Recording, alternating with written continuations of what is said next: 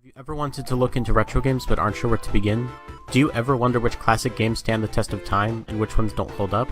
These are some questions that have been bothering me for a while now, and I decided it's about time to do something about it. So I'm going through gaming's history one game at a time to find the best games of all time. Welcome to the Gaming Archaeologist.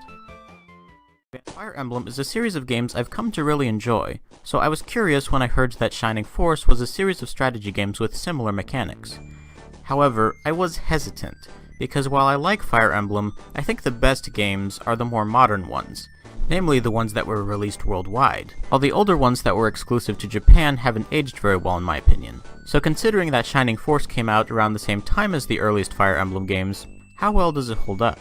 In some respects, the game doesn't hold up very well at all. From the get-go, it's very obviously dated, between its less than appealing graphics to the slightly clunky user interface.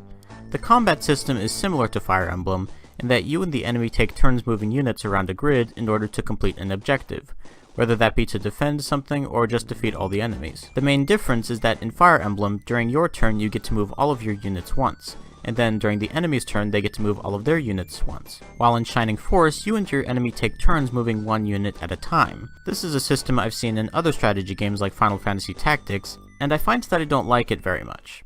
In Fire Emblem, because you get to move all of your units during your turn, it allows for greater flexibility with this strategy, and if an encounter doesn't go the way you were hoping, you still have time to rescue vulnerable units, or at least position a stronger unit in between them and the enemy, and you can also then adjust where you place the rest of your units accordingly. But by making it so that you and the enemy take turns moving one or two units around, it makes it next to impossible to plan ahead, and you just have to focus on the most immediate problem. The story is also pretty standard and bland. You're good guys and you have to stop the bad guys about sums it up. But while it's imperfect, Shining Force does do a lot right. While it is rather dated, I will say that it holds up better than the Fire Emblem games that came out around the same time. For one, it eases the player into things, with both the narrative and gameplay starting off simple, and gradually letting the player get to know how the game works. While the early Fire Emblems had a nasty habit of just tossing the player into the middle of things, and expecting them to figure out how things work immediately with a rather ruthless sink-or-swim attitude. The world building and characters are fairly decent in Shining Force, and the battle animations are quite nice as well. On the whole, it's fine enough as a game, but while it holds up better than some of its peers at the time, it still doesn't hold up that well.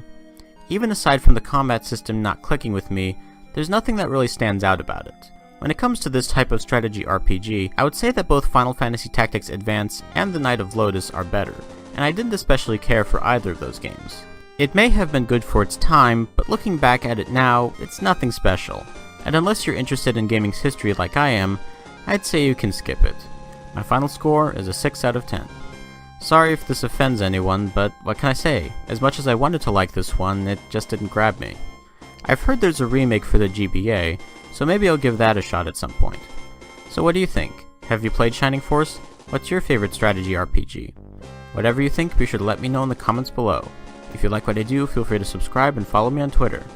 Thank you for watching, and I'll see you in the next one.